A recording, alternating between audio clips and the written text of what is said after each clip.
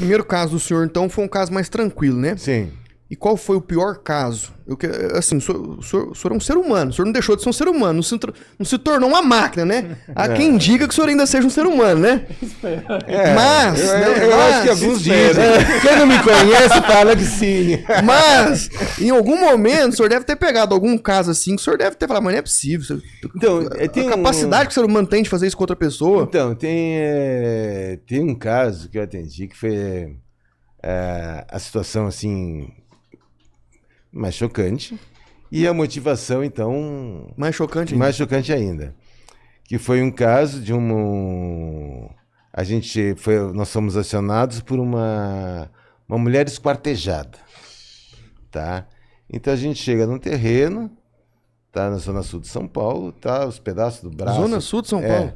A zona sul mesmo, né? Morumbi, não sei, bem lá, Grajaú. Que isso? Né, lugar mais longe. Então eu tava num terreno, tinha os pedaços, braço, perna, tudo cortado. Nossa. Aí, enquanto a gente tava fazendo a perícia, o pessoal localizou num terreno próximo à cabeça. Que isso. Tá? Então a gente terminou o local, fomos até o outro endereço que tinha a cabeça. E a gente tá lá, eles identificaram a casa. Tá? E aí é onde a mulher tinha sido morta. E aí a gente vai pra casa depois, tá só o tronco da mulher, né? Já assim, que os membros estavam espalhados. Ah, então num terreno o senhor achou os membros, no outro a cabeça e na casa o tronco. Na casa o tronco. Caraca. Né?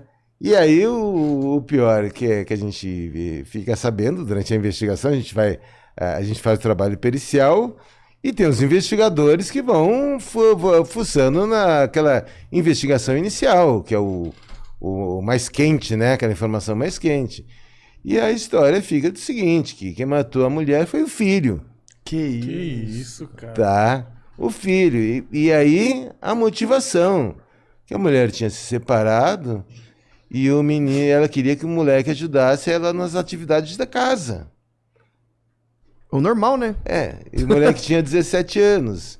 Então ele, pra não ajudar em casa, mata a mãe. Matou e esquartejou a mãe. Olha só. Então eu acho assim uma forma espantosa, vamos dizer, o crime em si, assim, pô, que eu sempre comento assim, matar uma pessoa, às vezes, num momento de raiva, de não sei o quê, com uma arma de fogo, mais fácil. Com uma faca já é mais difícil. Você matar a faca, alguém conhecido, a mãe. Esquartejar ainda. Para você esquartejar um desconhecido, já deve ser uma coisa assim absurda. Agora imagina o cara matar e esquartejar a mãe. E por um motivo torpe desses. E quantos aninhos que a criança tinha? 17. 17. Já Ato infracional. Já tá na rua. Não é crime. Ato infracional. Então, são situações que existem no dia a dia.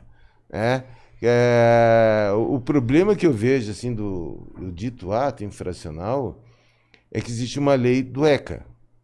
Se a gente analisar o ECA, eu particularmente acho uma coisa fantástica, porque realmente tem muitas crianças, adolescentes que sofrem e que precisam realmente de proteção.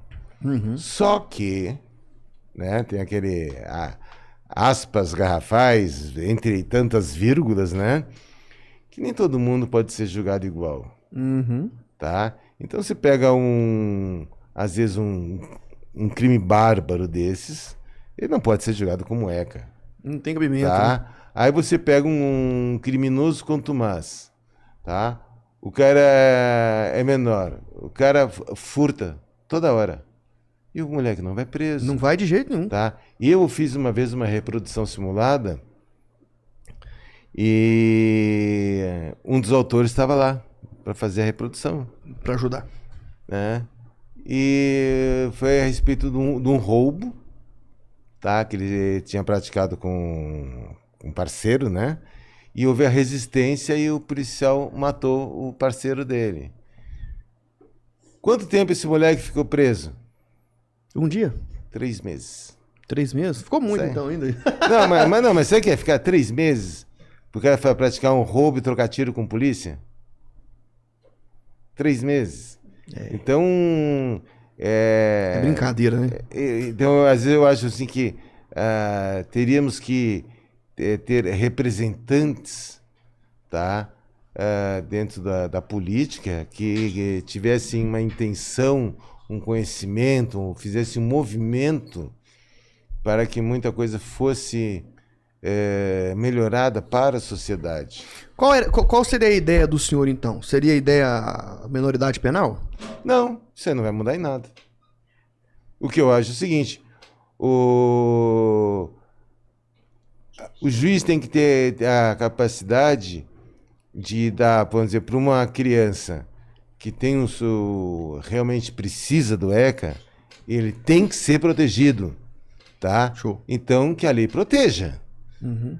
E assim como a lei também atue de uma maneira bastante pesada naquelas pessoas que cometem crimes pesados. Com certeza. É impossível eu entender o seguinte, que um jovem de 17 anos, ele não tem a noção do que é da morte, que ele vai usar uma arma e ele vai matar outro. Então, no momento que você põe um limite por idade, o cara tem 17 anos e 11 meses e 30 dias, ou 29 dias, ele é menor, tem a proteção do ECA. Passou um dia, aí ele virou maior e não tem mais a proteção do ECA. Então, eu acho que alguns parâmetros são de idade, tá? É muito rígido quando se refere à proteção do mal. Uhum. Então, eu acho que o juiz ele tinha que ter condições de julgar um jovem desses da mesma forma que julga um adulto. Ele é consciente. Com certeza. É diferente teve um caso, acho questão de talvez de 1 ano, que tinha uma menina de 11 anos que queria namorar um menino de 14. Certo. Tá? E a mãe não deixava. Ela botou no diário, já sei como fazer, eu vou matar minha mãe.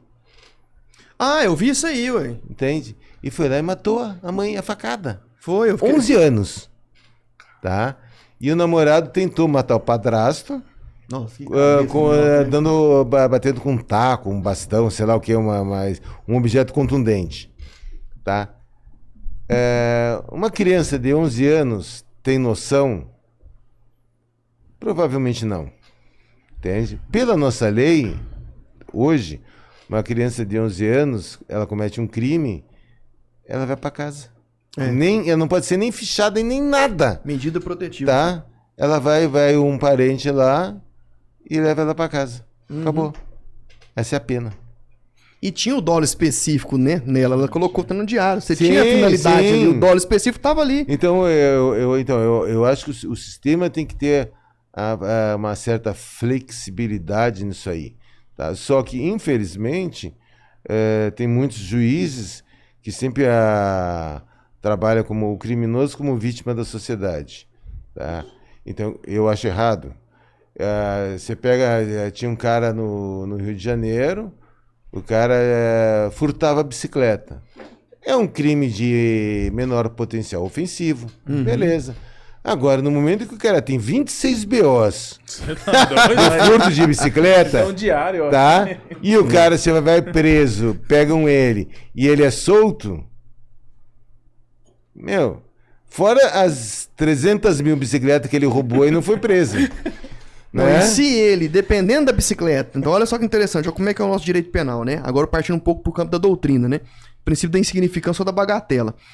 Se esse miserável desse homem ainda me rouba uma bicicleta, num ferro velho, por exemplo, onde tem 1 milhão de bicicleta, não dá nada, acaba ainda a aplicação do princípio da insignificância.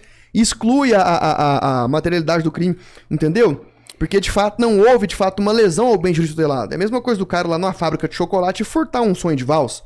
Se ele vai na fábrica de chocolate e furta um sonho de valsa, isso não houve uma efetiva lesão ao bem jurídico tutelado. Então acaba aplicando nele o princípio da bagatela. Então, se brincar, esse indivíduo ainda teve a aplicação do princípio da bagatela, dependendo da bicicleta que ele roubou, que ele furtou. Então, eu acho inadmissível um cara, às vezes a gente vê o cara, olha... É criminoso, contundente. O cara tem uma ficha de 30 e tantas passagens.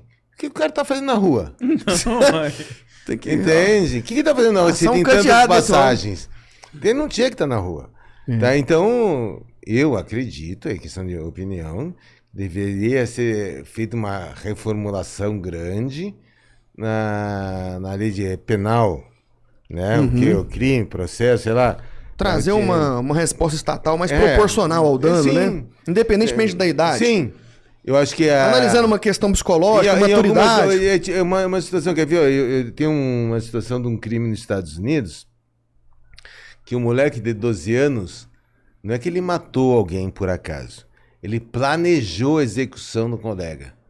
Planejou, Nossa. tá? E ele executou. Pegaram o moleque.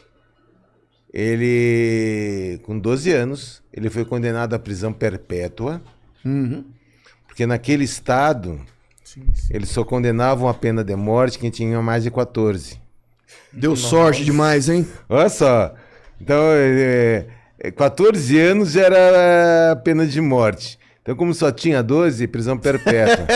Ficar o resto da vida agora na cadeia. Meu, porque não foi um... Mas que foi o que não foi um crime ao acaso. Foi um crime planejado. Planejou. Ele planejou a execução do colega Calculou dele. tudinho. Então, tem que ser avaliado de uma forma diferente. Então, você não pode seguir a lei sem chances, né, de aplicar a pena mais proporcional, vamos colocar assim. Show de Tá? bola. Só que no Brasil, né, infelizmente, Não funciona assim, né? não funciona.